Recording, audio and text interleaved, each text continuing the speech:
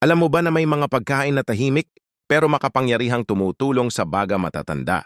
At baka araw-araw mo na itong kinakain pero hindi mo alam ang tunay nitong epekto. O may mga prutas at gulay na pwedeng magpalakas ng baga, linisin ang plema at tulungan kang umiwas sa ubo, sipon o kahit pulmonya. Pero ang mas nakakagulat, madalas itong binabaliwala.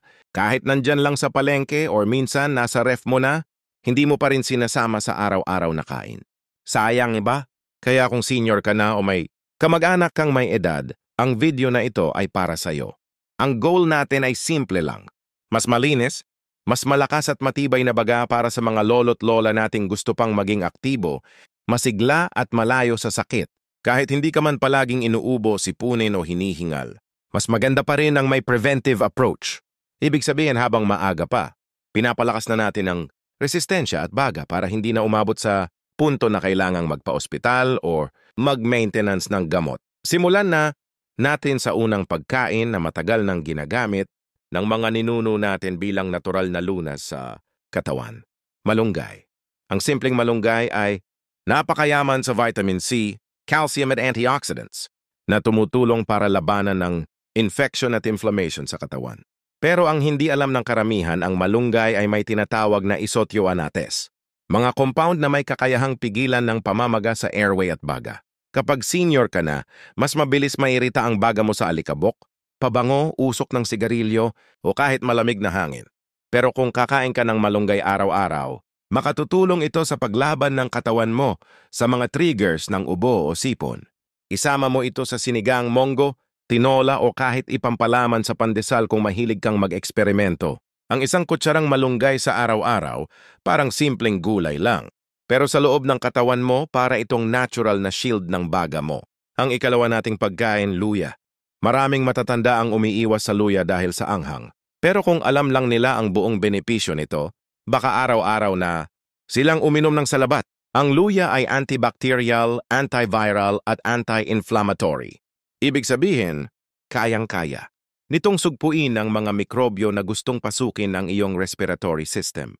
Kapag may sipon ka, may plema o barado ang ilong, ang unang reaksyon ng katawan mo ay uminit o mamaga ang lining ng baga.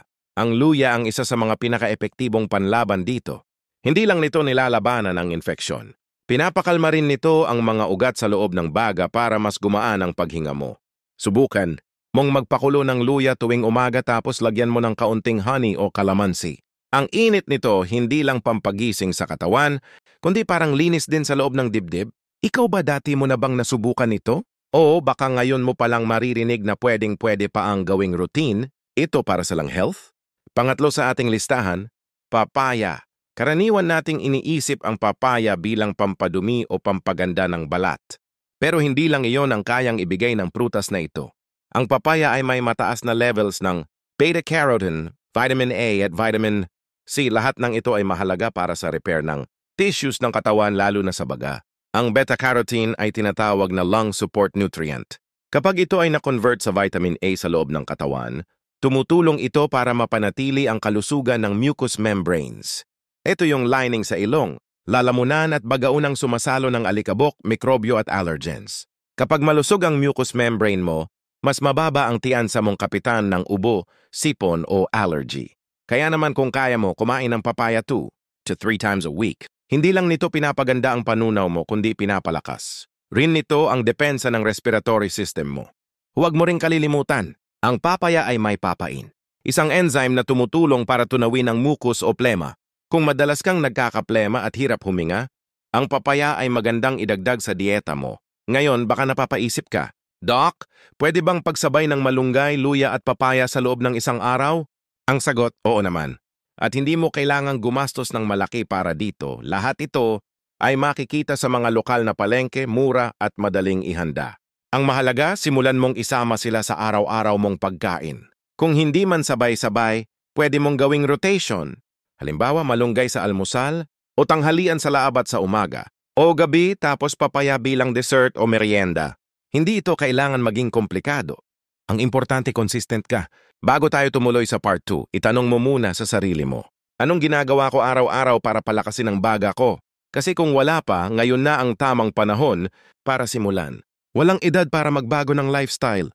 Kahit fit ka na o lagpas 90, basta't gusto mong lumakas, may paraan. Sa susunod na bahagi ng video, pag-uusapan naman natin ang mga pagkaing hindi lang nagpapalakas ng baga kundi tumutulong rin linisin ito. Parang natural na detox para sa respiratory system mo. May mga pagkain rin na may sulfur compounds na parang sweeper sa loob ng katawan. Inaalis ang dumi, usok at toxins na nasinghot mo sa buong buhay mo. Kaya kung gusto mong malaman pa yung iba pang pagkain na yon at gusto mong manatiling malusog ang paghinga mo kahit anong edad, huwag mong palampasin ang part 2. Kung nandito ka pa at talagang seryoso sa kalusugan mo, paki-comment mo nga ang 3 salitang ito sa baba. Magalakas ginhawa! Gusto naming malaman kung sino ang mga kasama namin sa journey na ito. At kung gusto mong mapanood ang full series, smash subscribe para sama-sama tayong lumakas, humaba ang buhay at umiwas sa sakit. Ang tanong ngayon, Doc, may iba pa bang pagkain na pwedeng makatulong linisin ang baga? Yung parang tagalinis ng plema o pananggalang sa usok at alikabok. Oh, meron. Baka hindi mo akalain dahil simpleng gulay lang ang mga ito. Pero sa loob ng katawan mo para silang janitor na masipag mag-alis ng dumi at mucus at toxins na matagal nang naiipon sa baga. Isa sa mga pinakamabisang pagkain para dito ay sibuyas. Simple mura pero sobrang lakas para sa katawan. Alam mo ba na ang sibuyas ay may sulfur compounds na parang panglinis ng katawan? Kapag kumakain ka ng sibuyas lalo na kapag hilaw, tumutulong ito para tunawin ang plema sa loob ng respiratory system, parang natural na expectorant. Niluluwag ang plema para madali mong mailabas. Sa panahon ngayon na maraming usok sa paligid, mula sa mga sasakyan, sigarilyo, pati na rin sa mga lutuin sa kusina, importante ang pagkain ng sibuyas para hindi manatili ang polusyon sa baga. Sa mga seniors, mas mabagal ang paglilinis ng katawan. Kaya kung hindi mo ito tutulungan sa pamamagitan ng tamang pagkain, naiipon ang dumi sa bagaw dulot ng ubo, sipon o paghingal, subukan mong idagdag ang hilaw na sibuyas sa kamatis, itlog o ensalada. Pwede rin sa sinangag kung ayaw mo ng hilaw. At kung gusto mo pa ng dagdag benepisyo, iparis mo ito sa bawang dahil ito ang susunod sa ating listahan.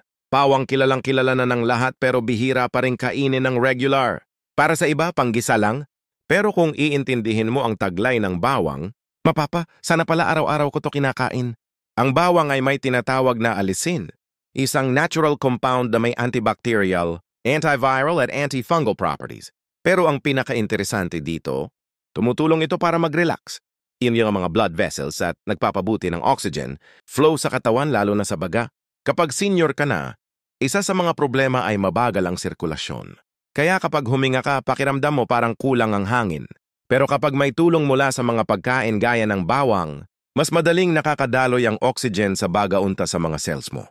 Isa pa, ayon sa ilang pag-aaral, ang regular na pagkain ng bawang ay may kakayahang bumaba ang risk ng respiratory infections kabilang ang pulmonya, lalo na kung may edad ka na at madalas kang nagkakaroon ng sipon o plema. Makabubuti ito sao. Pwede mo itong idagdag sa tinola, sinigang o kahit kainin ng hilaw na may suka kung kaya ng sikmura mo. May iba pang seniors na ginagawang garlic tea. Tinutusta sa kawali, dinudurog tapos hinaluan ng mainit na tubig. Hindi ito lasang masarap pero tiyak na lasang makakabuti. Ngayon, pag-usapan naman natin ang isang prutas na mayaman sa vitamin C pero underrated pagdating sa lung health. Ito, ang bayabas. Ang bayabas ay hindi lang pampalakas ng katawan. Mayaman ito sa antioxidants na tumutulong magpalakas ng immune system lalo na laban sa mga bakterya at virus na gustong pumasok sa katawan. Karamihan ay unang dumadaan sa ilong at baga. Kung madalas kang sinisipon o inuubo, baka kulang ka lang sa vitamin C. At kung iniisip mong kailangan mo ng mamahaling supplements, mag-isip kang muli. Isang hinog na bayabas lang ay may mas maraming vitamin C kaysa sa orange. At mas abot kaya pa, ang bayabas ay may fiber rin na nakatutulong sa digestion. At kapag maayos ang tiyan, mas maayos din ang immune system mo. Tandaan, malapit ang koneksyon ng bituka at baga dahil halos sabay silang naapektuhan kapag may infeksyon. Subukan mong gawing merienda ang bayabas. Pwede mong kainin ng hilaw, ilaga o gawing juice. Marami ring gumagawa ng bayabas tea gamit ang dahon nito. May antibacterial properties rin yan, lalo na kung may sore throat or ubo. Ngayon baka tanong mo, Doc, paano kung hindi ko trip ang lasa ng bayabas or luya? Ang sagot, hindi kailangang pilitin. Pero kung alam mong may health benefit ito, baka pwede mong subukan sa ibang paraan.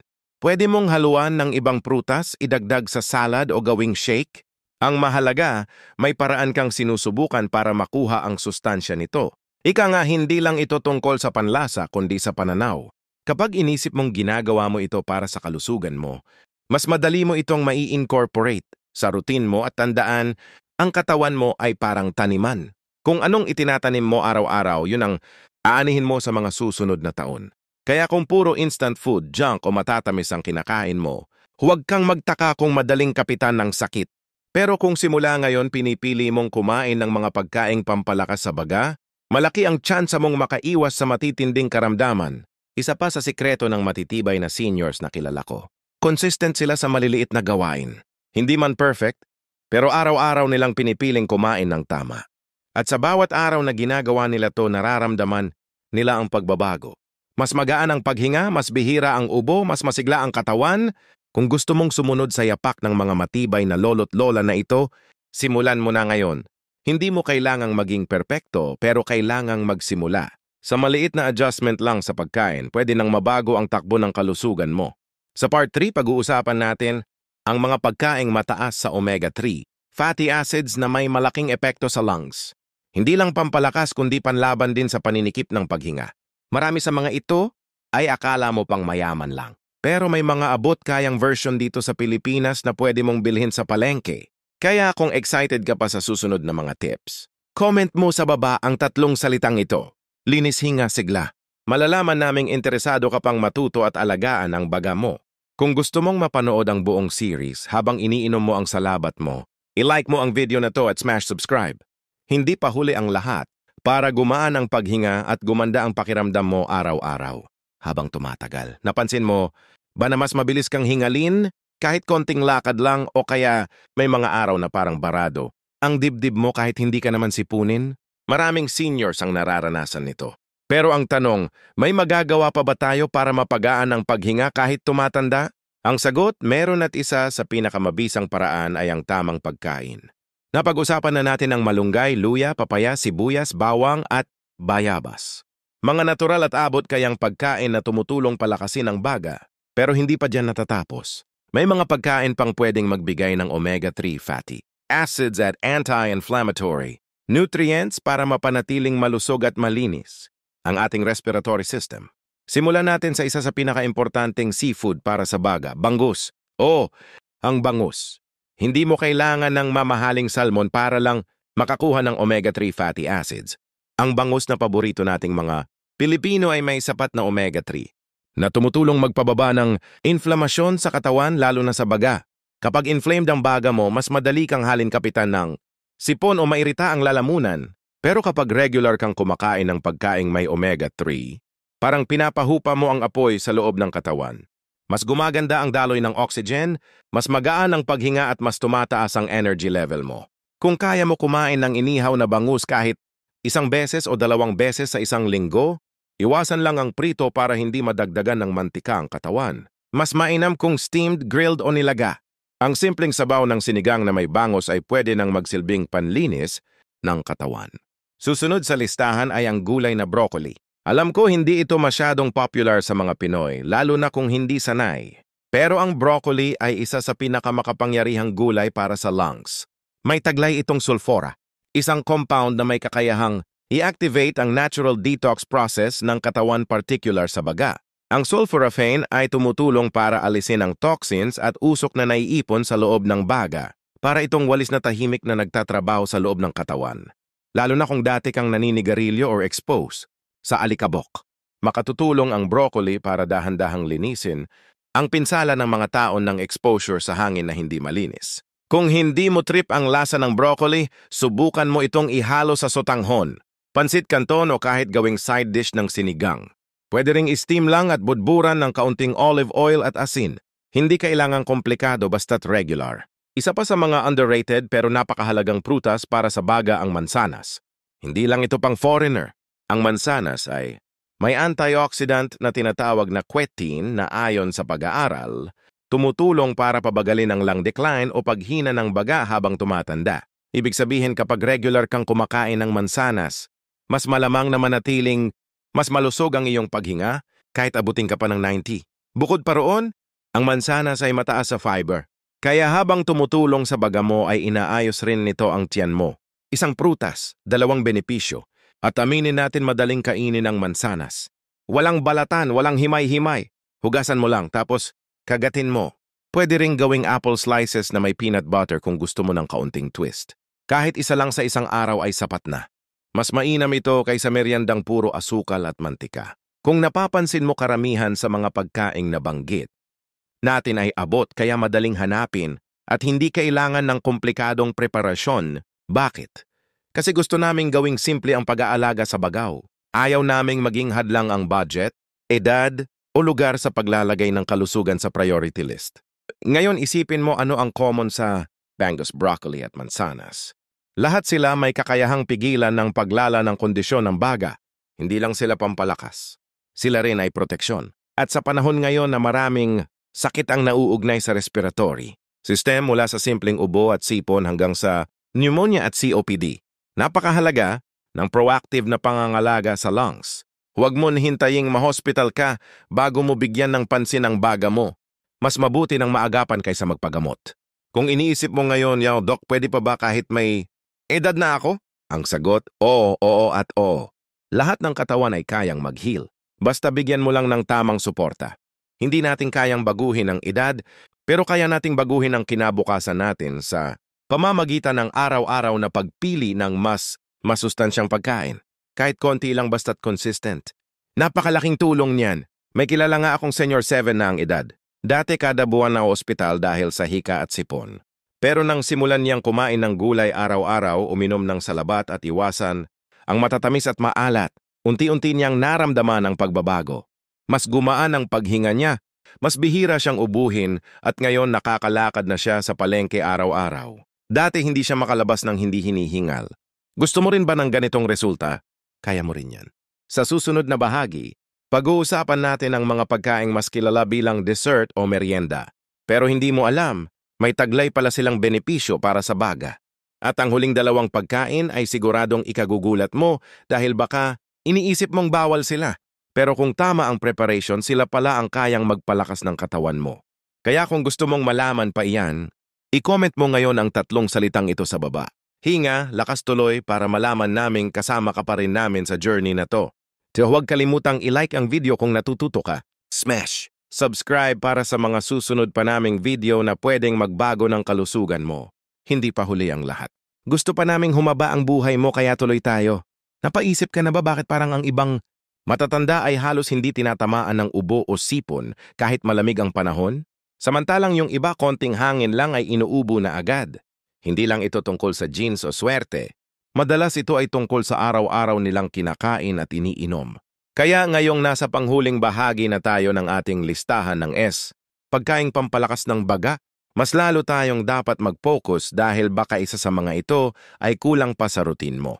At ito na ang missing piece kung bakit hindi pa ganon kalakas ang katawan mo. Isa sa pinaka-underrated pero napakahalagang pagkain para sa respiratory health ay ang kamote. Oo, simpleng kamote. Pero sa totoo lang, napakayaman ito sa beta-carotene o isang antioxidant na nagko-convert sa vitamin A. At gaya ng napag-usapan din sa na unang bahagi, S4 ay mahalaga sa kalusugan ng ating respiratory tract. Itong yung beta-carotene ay tumutulong para protektahan ang lining ng ating ilong, lalamunan at bagalaban sa mga dumi sa hangin, virus at bakterya. Kung regular kang kumakain ng kamote, mas pinapalakas mo ang natural na depensa ng katawan mo. At dahil mataas din ito sa fiber, tinutulungan din nitong mapanatiling malinis ang bituka. Tandaan, may direktang koneksyon ng tiyan at immune system. Kapag mas malinis ang tiyan, mas malakas ang resistensya. At kapag malakas ang resistensya, mas matibay ang baga. Subukan mong i-steam ang kamote bilang almusal o merienda. Pwede ring ihalo sa ginisang gulay o gawing tinapang kamote sa air fryer. Simple, mura pero panalo sa sustansya. Pumunta naman tayo sa isa sa mga prutas na madalas nating nakikita pero hindi natin akalaing makatutulong pala sa paghinga. Ito ay ang peras o pear.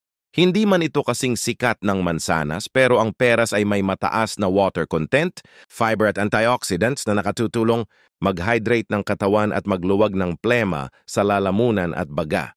Ang prutas na ito ay may tinatawag na flavonoids na ayon sa mga pag-aaral. Tumutulong bawasan ang risk ng chronic obstructive pulmonary disease or COPD, lalo na sa mga seniors na dati ay naninigarilyo or exposed sa usok ng kusina. Malaking tulong ang pera sa pagprotekta sa kanilang lungs. Minsan napapansin ng mga matatanda na parang may plema sila sa dibdib na hindi mailabas. Kapag ganito, magandang kumain ng peras dahil tumutulong itong palambutin at i-flush out ang mucus. Isa pa, napaka-refreshing nito sa mainit na panahon. Para ka na ring nag-hydrate habang nagpapalakas ng baga. Kung may budget, bumili ka ng isang piraso 2 beses sa isang linggo. Pwede rin itong gawing juice o salad. At kung medyo malambot na ang bunga, gawin mo na lang pang smoothie para hindi masayang. At narito na tayo sa panghuli sa ating listahan. At siguradong ikagugulat mo ang dark chocolate. Oo, totoo. Ang dark chocolate, hindi milk chocolate ha, kundi yung tunay na tsokolate na.